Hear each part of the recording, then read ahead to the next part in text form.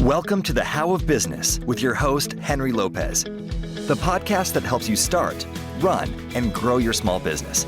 And now, here is your host.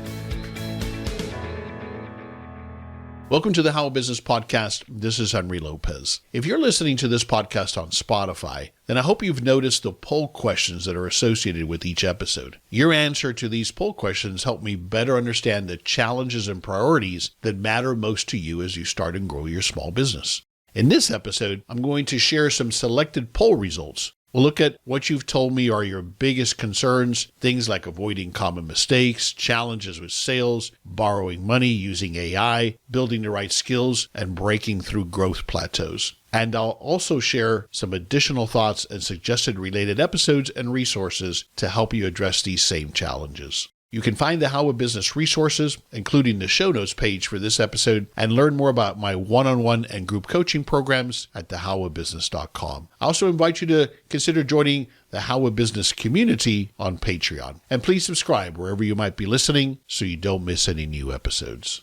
So let's get right into it. The first poll question I selected was the one I asked related to episode 574. That episode title is 5 Reasons Your Business Will Fail. And the poll question asked, which of the 5 common mistakes that lead to small business failures are you most focused on avoiding? And there was a tie for the top answer: poor marketing and doing it all myself. Those were the top 2 failure reasons that the people who answered the poll question are focused on avoiding. If we look at marketing, that one doesn't surprise me. I find that often small businesses are either underfunding their marketing, but more critically, a scattered approach, an unplanned approach, an unfocused approach to marketing. So the key there to ask yourself is, do you have clarity on your marketing strategy and tactics? And it starts with a clearly defined target customer, a target avatar. If we try to be everything to everybody, we will likely fail.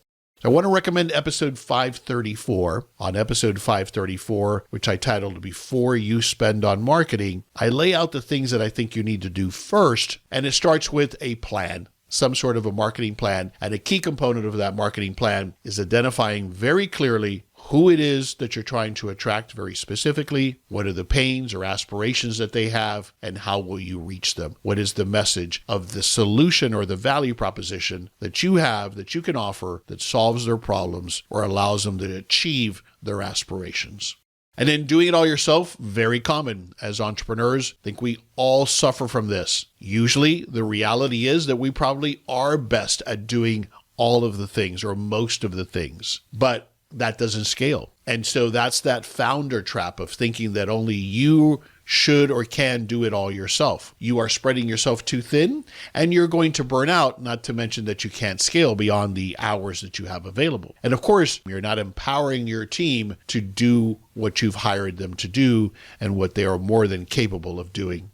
I recommend episode 355, 4 Reasons to Delegate. And what you'll find with that episode, but I'll have it on the show notes page for this episode as well, is a delegation worksheet. It's a free download.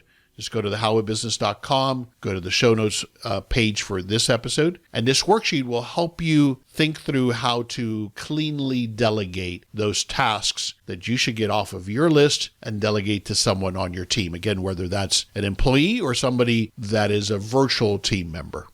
The second poll question I selected was related to episode 570, Buyer First Sales for Business Owners. And the question was, what's your biggest challenge with sales? And sales, I find, is such a challenge for a lot of business owners for all kinds of different reasons. But the hardest 2 reasons why all of you who answered this poll question shared as to why sales is such a challenge. Number 1 is you don't know what to say. And number 2 is a fear of rejection. So let me break those 2 down a little bit more. Not knowing what to say, it makes sense. If you're not comfortable with how to pitch or sell your offering, then of course it's going to be awkward. It's going to be difficult. It's going to feel not natural. So if that's not something that comes naturally to you or you don't feel confident in doing so, then you need some kind of a framework. You need talking points or a script. And I like to start with an elevator pitch. You want to start with being able to effectively communicate at a high level the value proposition that you offer and to whom do you offer it. So I've got an episode on this, of course, episode 373, your elevator pitch. And that might be a great place to start if you're struggling with this. And then you'll take it from there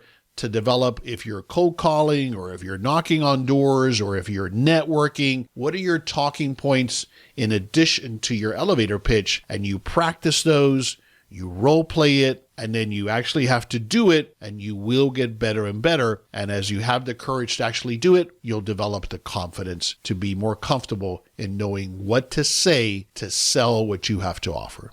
The fear of rejection is, of course, a huge one for all of us. But remember that, as they say, rejection is part of the process. It's not a personal thing, especially as it relates to sales here in this context. That's the thing we have to learn. Some of us learn it early in life. Some of us have to learn it later, that because someone says no to your offering, you can't take it personally. They're simply rejecting the value proposition at that point in time. Now, it could be that we're not communicating effectively, but more likely it's that they don't need or want what you have to offer at that point in time, and that's okay. We look for the next person or the next business that does need and value what we have to offer at that point in time. So every no is feedback. We're learning, we're adjusting, and we must have the resiliency to fight through the failure of rejection and not take it personally. A great episode here related to this topic is episode 430 that I titled Sales Fundamentals for Small Business Owners. And I'll have all of these links to all of these episodes that I'm referring to. I'll have links to them all in the show notes page for this episode at thehowofbusiness.com.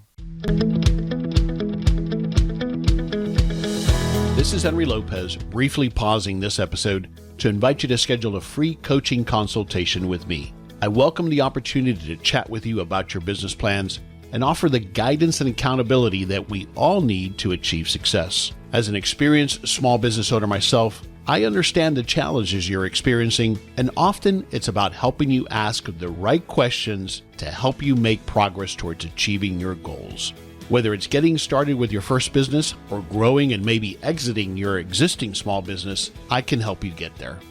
To find out more about my business coaching services and to schedule your free coaching consultation, please visit thehowofbusiness.com. Take that next step today towards finally realizing your business ownership dreams. I look forward to speaking with you soon.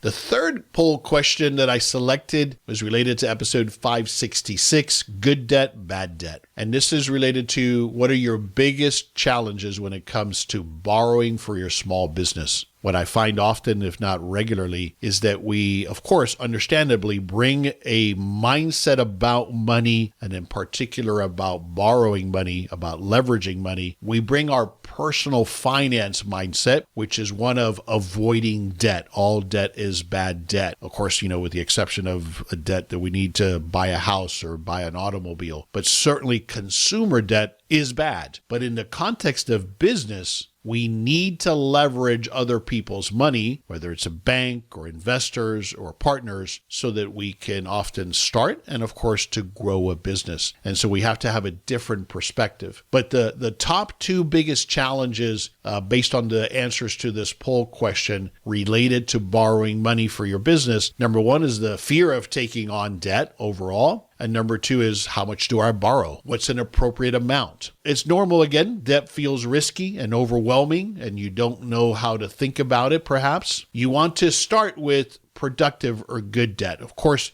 even in your business, if you've got credit card debt, that's not good debt. But if you've got a loan with reasonable terms and reasonable rates or a line of credit, that could be essential to helping you operate your business, in particular if you need those spikes of working capital or to expand, to grow, to continue to invest in your business. Bootstrapping only gets you so far, and then you're probably going to need more capital to really grow the business to the next level if that's what you want to do. So you want to understand and acknowledge that there's a mindset that perhaps is limiting you that you bring from your personal finance way of thinking to small business. And if you haven't listened to this episode, again, it's episode 566, Good Debt, Bad Debt. And then how much to borrow, I have a checklist that I'll have on both episodes, the episode 566 and on this episode, and I call it the Small Business Borrowing Checklist. And it just has some things for you to consider, some ratios to consider as to how much might be appropriate